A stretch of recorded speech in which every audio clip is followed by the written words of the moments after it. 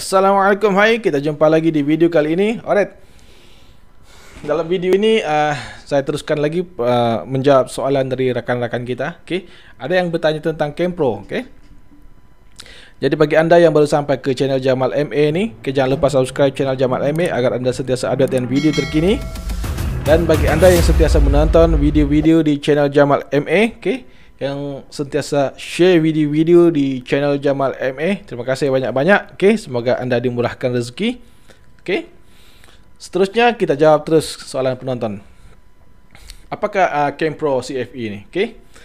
Ini bahasa Inggris, kurang faham ni, tapi kita try lah kan.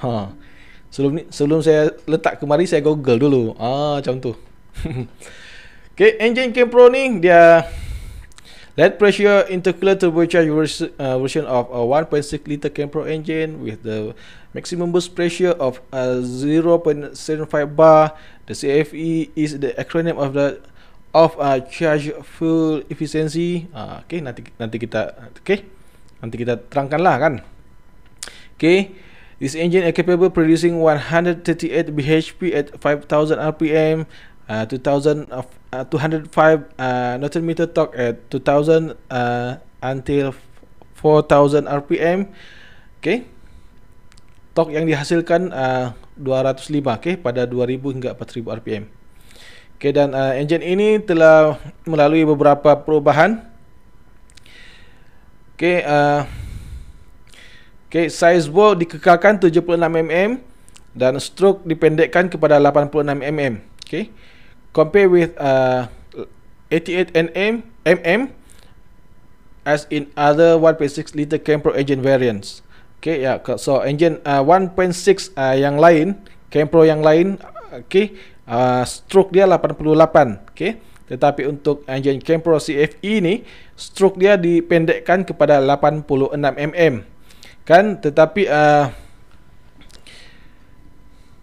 walaupun dia menghasilkan 1561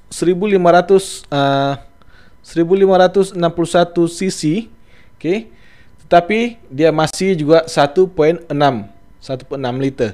Sebab kalau 6 ni bila kita tukar ke bentuk liter, cc bila kita tukar ke bentuk liter, 6 ni kita akan bundarkan. So jadilah dia 1.6 liter. Masih 1.6. Compression ratio is reduced to compression ratio telah dikurangkan kepada 8.9:1. Yang sebelum ni engine Kempro yang sebelum ni compression ratio dia 10:1. Kemudian variable valve timing mechanism is also added. Dipasang dengan variable valve timing. Dan apakah dia VVT ni? Nanti kita sembang juga. So mari kita terangkan apakah dia ni CFE. Kalau kita tengok di sana, dia ada lead pressure intercooled turbocharge. Lead pressure ni maksud dia adalah tekanan ringan. Engine yang berkonsepkan turbocharge ataupun boost engine, BOOSTED, boost engine, tetapi dia bertekanan ringan, dan dipasang dengan intercooler. Intercooler ni saya rasa semua orang tahu lah kan. Sebelum engine tu dia masuk engine, sebelum udara tu dia masuk engine, dia akan disejukkan di intercooler. Udara yang lalu turbo ni, yang lalu kompresor turbo ni dia panaskan. Jadi sebelum dia masuk engine, dia akan disejukkan di intercooler dulu. Penyejuk perantara. Pelik kan kalau bahasa Melayu. Maximum boost pressure 0.75 bar. Itu sebab dia kata sana lead pressure. Tu kan. Jadi 1.0 bar ke atas kita consider the high pressure untuk engine kecil begini. Dan 1.0 ke bawah, 1.0 bar ke bawah kita consider dia light pressure. Tetapi kalau kita tengok 0.75 bar ni, dia ni bukanlah light pressure, dia mid light pressure. Kalau light pressure 0.5 ke bawah. 0.5 bar ke bawah dia light pressure. 0.5 ke atas tetapi di bawah 1.0 bar kita consider the mid light pressure.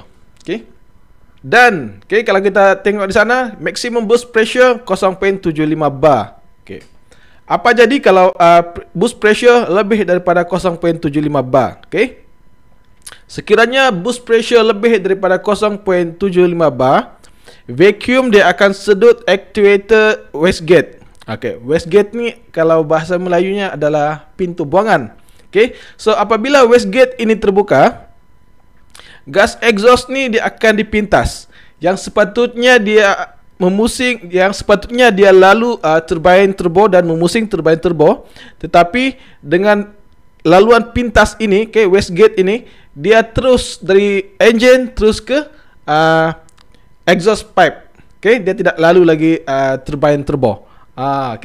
So dengan ini, yakni exhaust tidak lalu turbine turbo, dan turbine turbo tidak akan bertambah laju ataupun kelajuan turbine turbo tidak meningkat. Maknanya boost pressure tu maintain pada kadar 0.75 bar.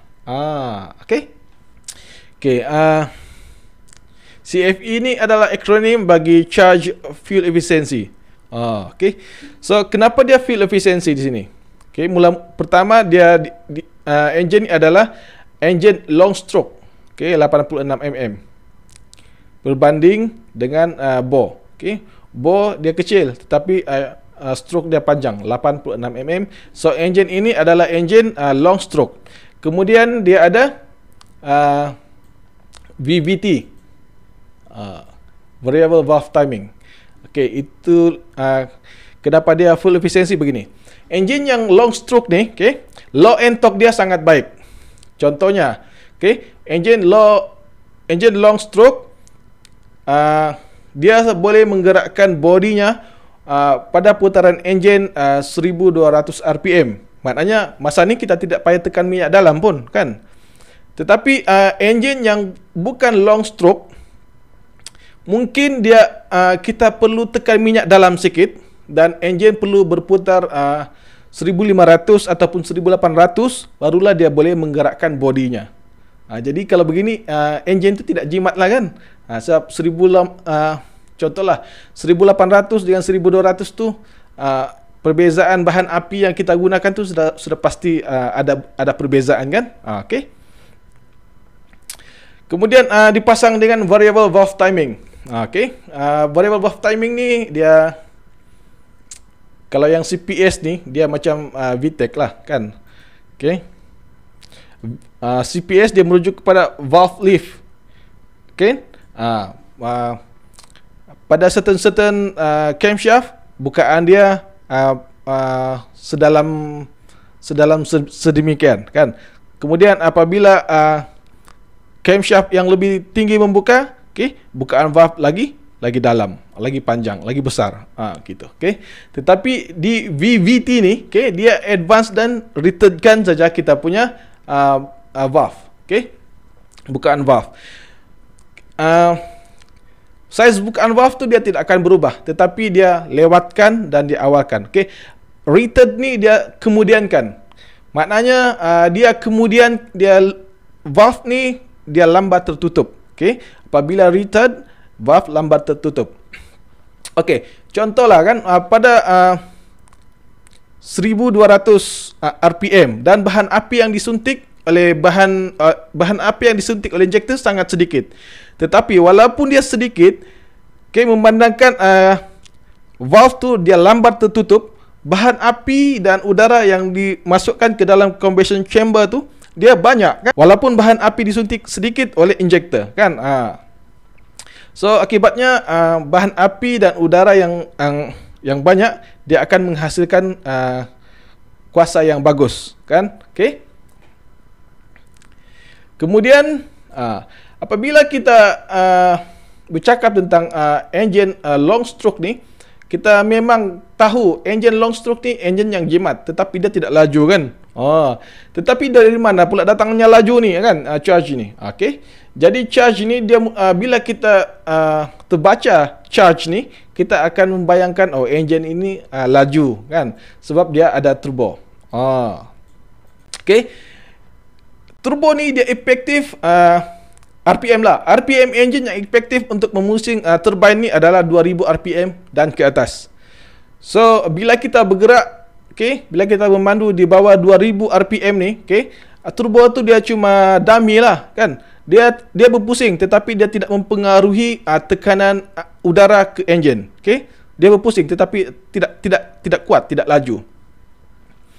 Tetapi apabila enjin kita berputar 2000 RPM ke atas, okey, gas exhaust dia semakin kuat untuk memutar turbine. Jadi apabila turbine dia laju berputar, maknanya kompresor kita pun semakin kuat menyedut udara, kan? Ini akan menyebabkan, akan mempengaruhi enjin kita untuk menghasilkan lebih kuasa. Kan? So, inilah yang dimaksudkan dengan Kempro CFE. Okay? Jadi, saya harap perkongsian saya kali ini dapat memberi sedikit input kepada anda. Okay? Bagi anda yang, jika anda suka video ini, jangan lupa like, okay? Share video ini ke mana-mana, ke rakan-rakan anda. Okay? Ke rakan-rakan seperjuangan Kempro CFE. Okay. Semoga kita berjumpa lagi di video yang akan datang. Assalamualaikum. Bye-bye.